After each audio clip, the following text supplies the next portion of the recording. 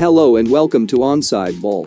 Today we are looking at top 10 referees' worst decisions of all time. Complaining about referees has always been, and always will be, a big part of being a football fan.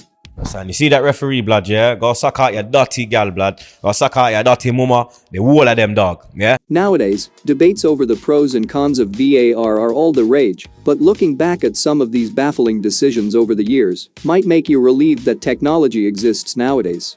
Number 10. Henry breaks the Irish hearts.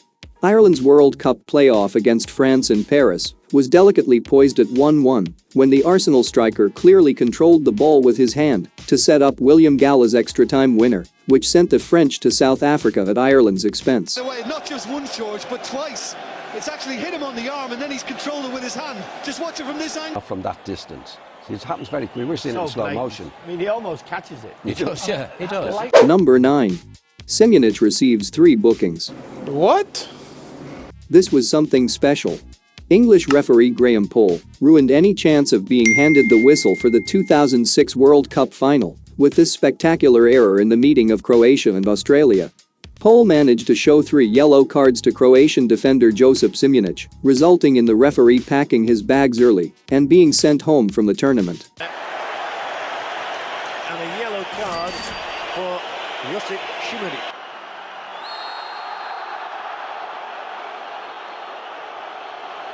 I think that's the final whistle. He's going to send someone else. Welcome here to... He's actually sent him off. Number 8. Schumacher gets away with 1. It was arguably the most blatant red card a World Cup has ever seen, and yet somehow, Germany goalkeeper Harald Schumacher was allowed to remain on the pitch. In the 1982 semi-final, France's Patrick Battiston was left knocked unconscious with 2 missing teeth, 3 cracked ribs and damaged vertebrae from the goalie's reckless tackle, yet the referee waved play on, and no foul was given. Schumacher to beat. Lovely ball in. Battiston could be it. Look at this. Oh, he's caught by the... Oh, dear. Number 7. Chelsea's Champions League rage. Norwegian official Tom Henning denied Chelsea a place in the Champions League final in 2009 after ignoring 4 separate penalty appeals against Barcelona in the second leg at Stamford Bridge. It can't have been much solace to Blues fans, but he did at least admit he was in the wrong a decade later. Saying, and I quote, "It was not my best day really," he told Marca. "Some days you are not at the level you should be. I can't be proud of that performance." Yeah, he's impeded him. He's given the free kick to Chelsea. Doesn't award a penalty, as the Chelsea fans were baying for. My first reaction is a penalty. Anelka. Is that handball against PK? The referee says no. I think I would say.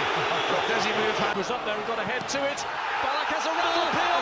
And the referee says no. Referee says no. Appeal in his direction. Just as he has been the rest of the night. After 2 minutes of stoppage time, has denied Chelsea. Number 6. Ball boy hits the target. Santacruzan snatched a 1-1 draw against Atletico Sorocaba thanks to a last-minute equalizer from a ball boy. What?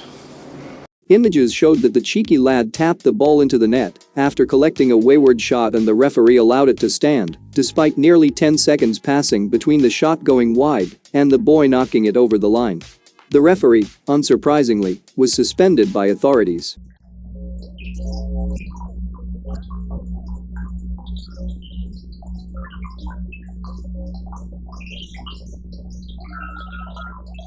Number 5.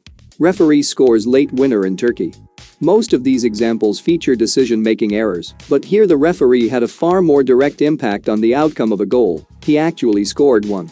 In September 1986, defending Turkish champions Besiktas were being held 0-0 at Ankaragucu until referee Ahmet Ake deflected a wayward shot into the net off his face, which he allowed to stand, giving the hosts a surprise victory. It wasn't insignificant either, as Besiktas finished the season 1 point behind champions Galatasaray. Wow. Imagine if he had done that in a Manchester vs Liverpool game. Number 4. Nani's cheeky tap in. This is an odd one. In a meeting between Manchester United and Tottenham in 2010, Nani went down under a challenge in the box and caught the ball as he claimed a penalty. It wasn't given by referee Mark Clattenburg, but crucially, neither was a free kick for the handling offense. Spurs goalkeeper Jorelho Gomez thought he had a free kick, and as he prepared to take it, Nani cheekily sprang to his feet and tapped the ball into an empty net. Cue chaos. No doubt in my mind that Kabul initially pulled Nani back. Nani then goes down a bit too late.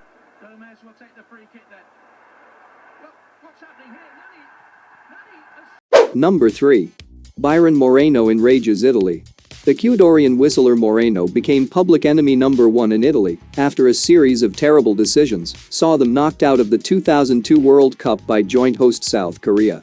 He awarded South Korea a soft penalty, È una di quelle situazioni che si verificano frequentissimamente in area di rigore. showed Hwang Sun-hong yellow for a challenge that he later admitted deserved a red.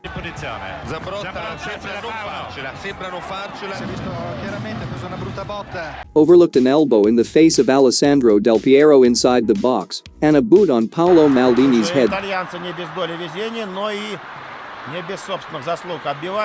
sent off Francesco Totti for diving when he should have had a penalty. Totti for, in his opinion, acting. This seemed to me to be pretty harsh. And ruled out Damiano Tomasi's would-be golden goal in extra time for offside. Number 2. Graham Poll's Merseyside mix-up. Poll made himself an unpopular man among Everton fans in 2000 when he made a terrible call to deny the Toffees what would have been a memorable victory over Merseyside rivals Liverpool. With the score 0-0 in the dying moments, Reds goalkeeper Sander Westerveld booted a free kick into Don Hutchison's back, and the ball trickled into the net, but Poll said he'd already blown the full-time whistle, despite some injury time remaining on the clock. And Westerveld hit a free kick against a retreating Don Hutchison. The ball bounced into the empty net. Number 1.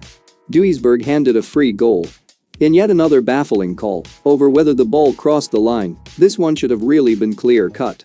Duisburg midfielder Christian Tiffert's long-range screamer hit the bar and clearly fell a couple of yards back onto the pitch, but referee Marco Fritz decided with his assistants to give it as a goal.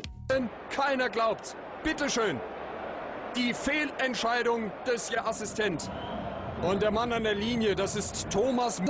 Und das ist die Entfernung. Wir haben es ausgerechnet. 1 Meter vor der Linie. That's all we have today. Leave your comment of which football theft you thought was crazy.